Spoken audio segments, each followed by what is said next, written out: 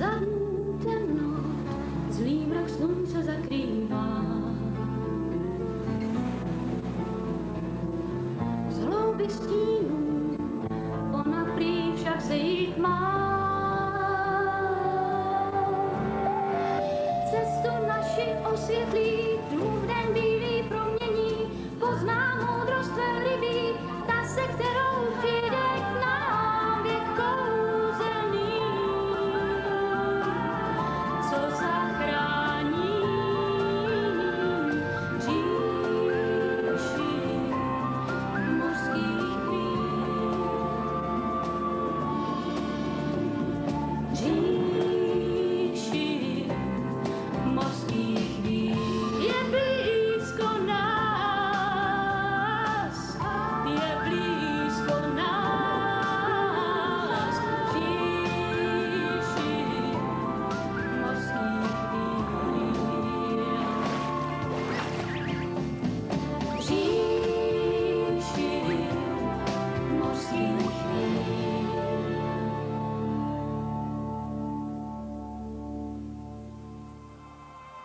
Jobba, stále ještě uvězněný uvnitř meteoru, prozradil Gelielovi, že přišel na Oceánii, aby zničil zlého vesmírného čaroděje a tak pomstil smrt svého otce. Jobba se spojil s Neri a požádal ji, aby se vzepřela Gelielovi svou vůlí. Neri a Geliel bojovali o nadvládu, zatímco Šíma se zájmem pozorovala Neri a říkala si, zdali je mladá princezna opravdu tím, kdo jim byl přislíben, jak se o tom mluví ve starých proroctvích. Neri zvítězila nad Gelielem, zablokovala jeho telepatické vidění, takže už ji nemohl nadále sledovat. Když byl Geliel oslabený ze střetu s Neri, podařilo se Jobbovi uprchnout z vězení. Než opustil meteor, neúspěšně se pokusil proniknout mlhou kolem Geliela. Mezitím přesvědčil Zardo, krále Nímona a Šerkanu, že je naprosto nutné, aby meteor našli. Zardo a Šerkana našli to plavidlo v temné, zamlžené části moře. Přes královy rozkazy se Zardo k meteoru přiblížil velmi blízko a byl zasažen elektrickým výbojem. Pak jej kapitán Šerkana odtáhl do bezpečí. Strážce krystalu.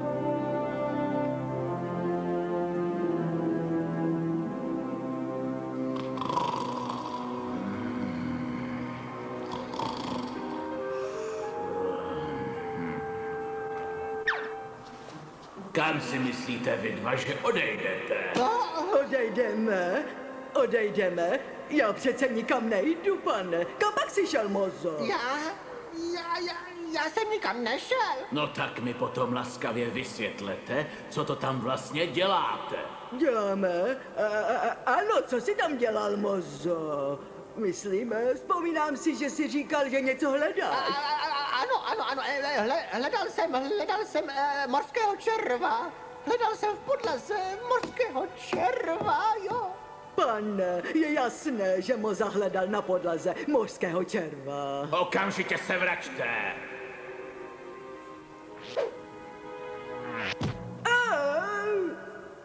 Vy dva jste nechali toho mladíka uprchnout.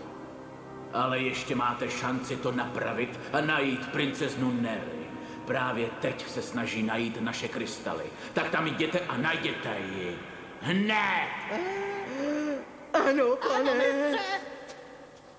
Neri má štěstí, že jsem ztratil svou sílu, když jsem s ní bojoval. Nutně musím získat další krystal a znovu sílu nabít. A do té doby musím se svou zbývající energií rozumně hospodařit.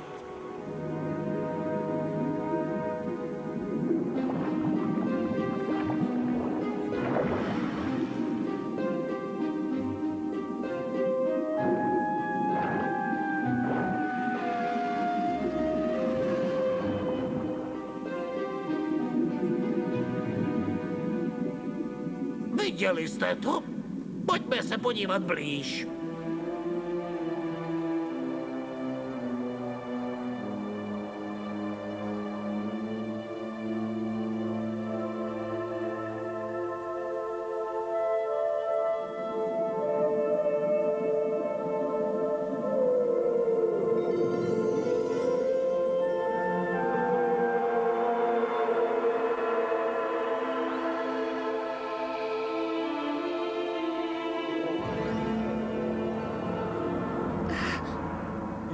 Princezno Neri?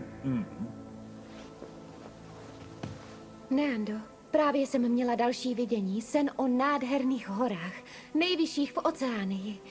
Viděla jsem i létající stvoření větší než kterékoliv z našich letců. Sen byl určitě od Mendrul. Chtěla mi říct, kde najdu ty krystaly. A Joba? Spojila jste se s ním? Ne, ještě ne. Ale teď, když utekl Gelielovi, tak nás zase najde. Jobo? Jobo? Jobo? Princezno Neri? Hledej vrcholky hor. My budeme na tom nejvyšším. Princezno Neri. Lady Shima vás chce i hned vidět. Děkuji ti, Neando.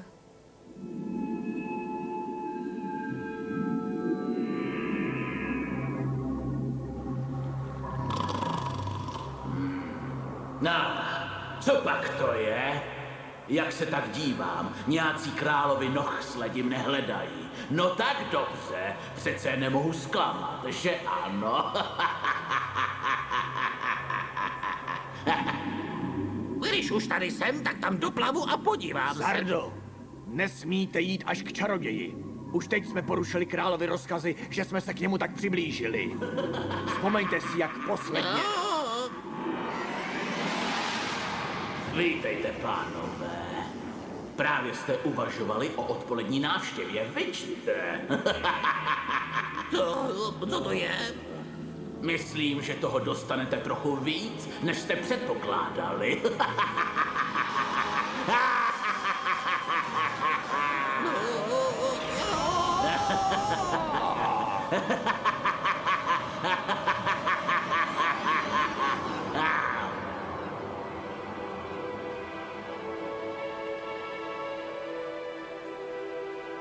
Takže, Šímo, tohle je nejvyšší hora naší planety?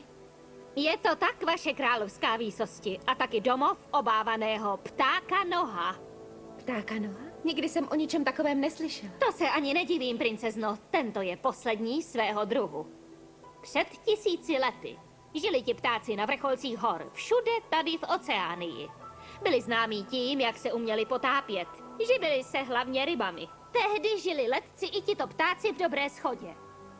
Když roztály polární čepičky, zaplavilo to většinu území ptáka Noha a jejich počet začal klesat. Nakonec už zbyl jenom jeden. Teď bydlí na nejvyšším vrcholu Oceánie. Stal se z něj bohužel zamlklý, nepřátelský a agresivní samotář. Nikdo neví, jak to, že žije tak dlouho. Už tu musí být několik 1000 let. Poslední pták Noh musí být velmi, velmi osamělý. Ano, určitě. Ale je to jenom jeho vina. Říká se, že poslední pták, který tam letěl, se už nikdy nevrátil. Teď už se k tomu mraku nikdo neodváží ani přiblížit. Ale já se musím dostat na vrchol. Jenom tak mohu najít ty krystaly. Princezno Neri, asi jediná možnost, jak se tam dostat, je vyletět tam. Já vím, že moc nerad lítám. Pak musíš zůstat tady, kde by se objevil Joba. Lady Shimo, pomůžete mi?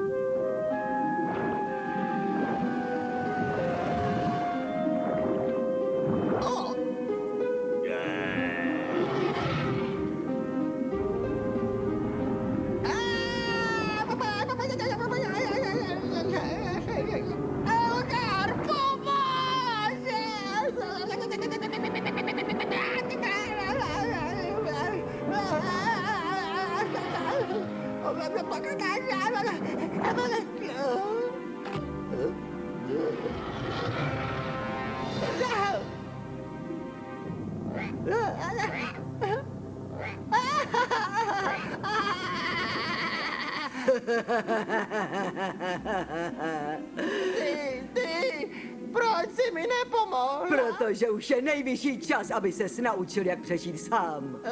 Ale... Buď sticha! Podívej se tam.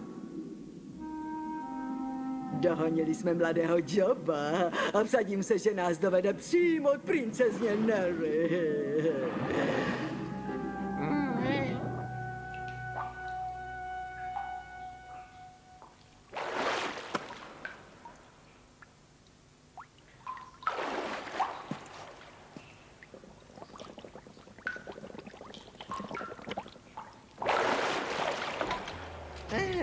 Stopy, vidím jeho stopy.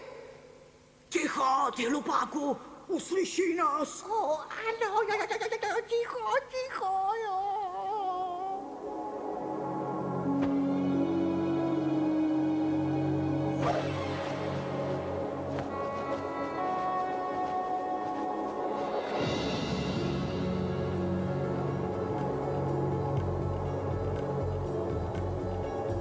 Vidíte? To je ta jeskyně, kterou mi zjevila Mendru. Došli jsme na správné místo. Ano, princezno Neri, ale také je to domov ptáka Noha. Přistaňte tam, kde nás neuvidí.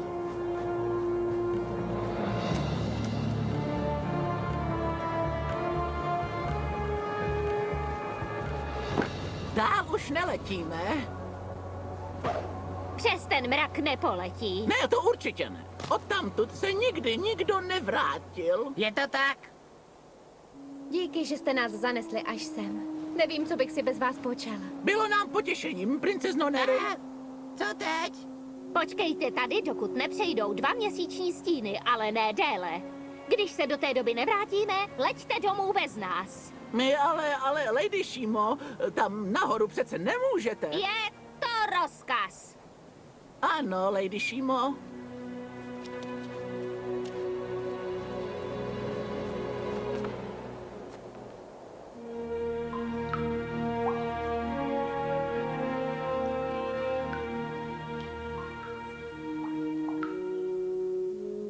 Někde tady určitě musí být. Co to je? To je on! Chyť ho! Ahoj, já jsem Moza. Jak se... Haló? Vy ubozí, hloupí slaboši. Rychle za ní.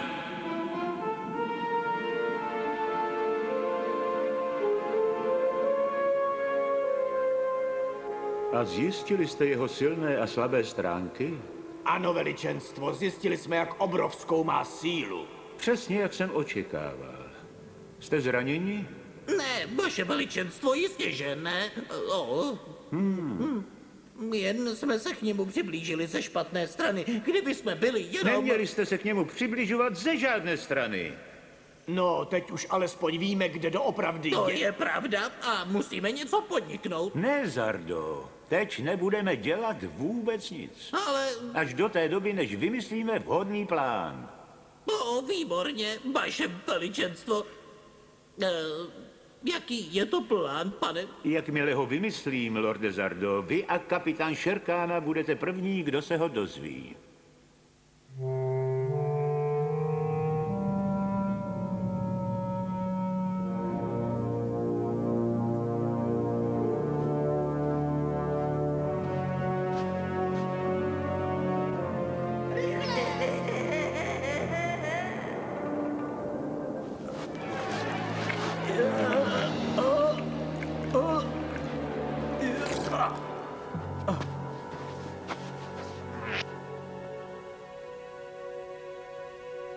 Rychle za ním!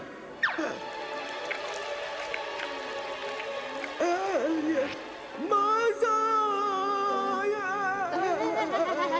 Pomoc! Snaž se přežít, Elgar. Je na čase, aby ses naučila přežít úplně sama.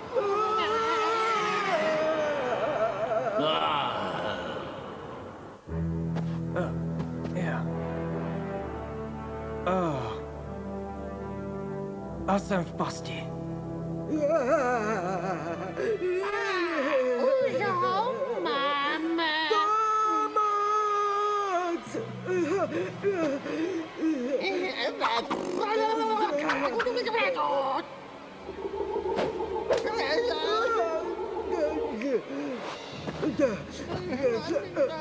Nech mě být, ale za ním!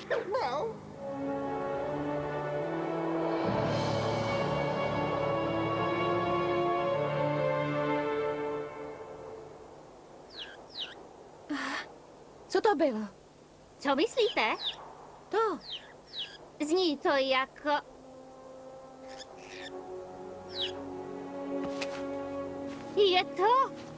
Je to mládě letce. Kde se tady vzalo? Chudáček, musel v té bouři přijít o rodiče. Ať už to bylo jakkoliv, je to teď naše starost. Je to zázrak, že jsme šli kolem. Neboj se, maličký. Postaráme se o tebe.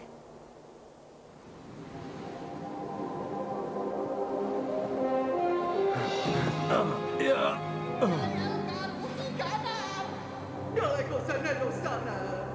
Princezno Neri, slyšíš mě? Počkejte, to je Joba. Joba? Chce se s námi spojit. Ano, princezno Neri. Chci vás najít, abych dodržel náš slib, ale musím vás varovat. Tentokrát už ho máme. Povedlo se mu to.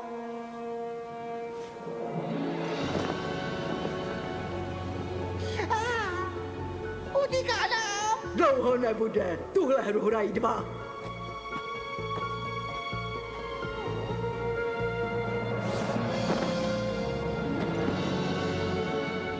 Dokonce 3. Myslím, že Joba nás chce před něčím strašným varovat. Varovat nás? A před čím? Teď nemáme čas.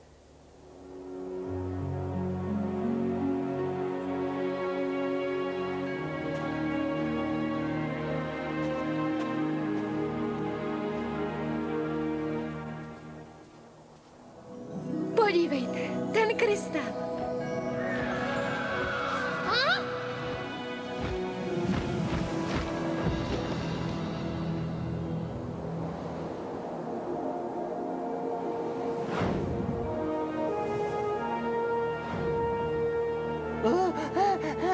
To je námaha.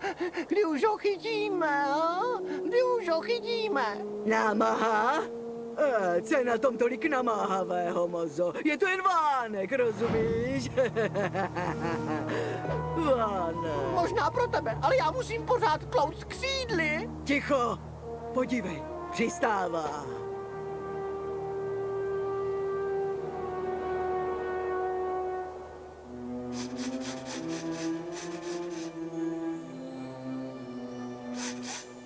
Já vás cítím, ať jste kdokoliv.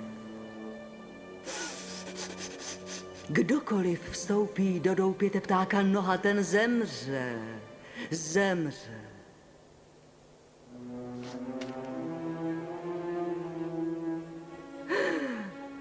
Co? Kdo pak jsi? Mluv. Jsem princezna Neri z Oceánie. Pak se radši připrav na smrt, princezno Neri. Počkej, toto jsou moji přátelé Micro a Shima. Přišli jsme v míru, nechceme dělat potíže. Vstoupili jste do mého doupěte. Z doupěte ptáka noha nikdo živý nevyjde. My jsme si jenom přišli pro něco, co ti nepatří. Moje vejce? Poslední vejce ptáka noha? Ne. Vstoupili jste sem bez dovolení a budete za to pikat.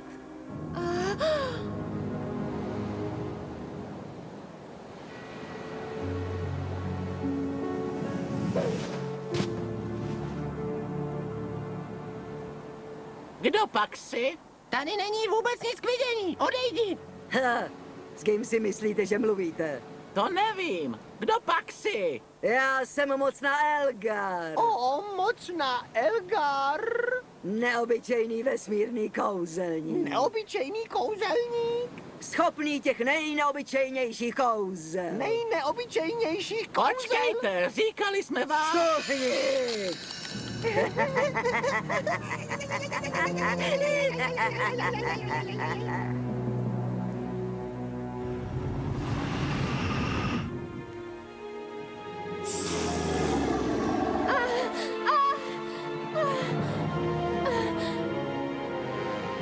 Prosím, kdyby si jen chvíli počkala a vyslechla si, co ti musím říct, ušetřila by si bolest. Tvé vejce je ve skutečnosti krystal, který je zdrojem většiny energie této planety. Patří Mendrul, posvátné velerybě Oceánie. A my jej nutně potřebujeme zpět. Ty mi lžeš. Je to pravda. Co pak ti nikdy nebylo divné, že se z něj nic nevylíhne? No já... Bylo od tebe báječné, že si ho tak dlouho chránila. Celá Oceánie ti bude vděčná. To je pravda. Ne, po 2000 let jsem ho ochraňovala jen já sama. A vy teď všichni rychle odejděte, nebo tady společně zahynete. Ne, dítě, vrať se.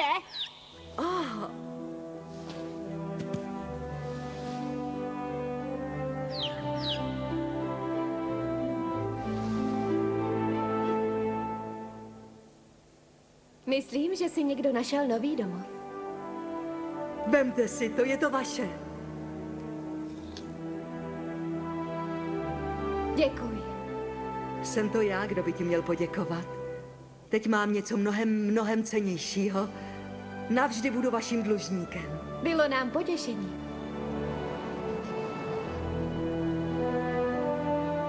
A teď se podívejme, kam pak nám zmizel Jobba.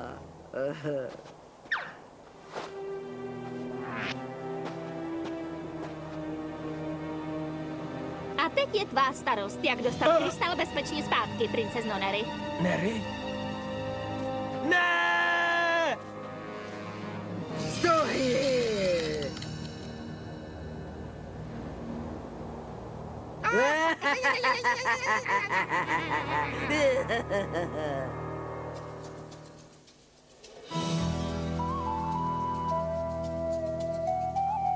Na českém znění spolupracovali Miriam Chytilová, Mário Kubec, Bohdan Tuma, Blanka Zděchincová, Jan Hanžlík, Otto Rošecký, Jiří Král, Jana Švecová, Jana Mindlová, Petr Mandák, Leo Šlanči a Hana Krtičková. Vyrobila Česká programová společnost v produkci Dabtrax v roce 2001.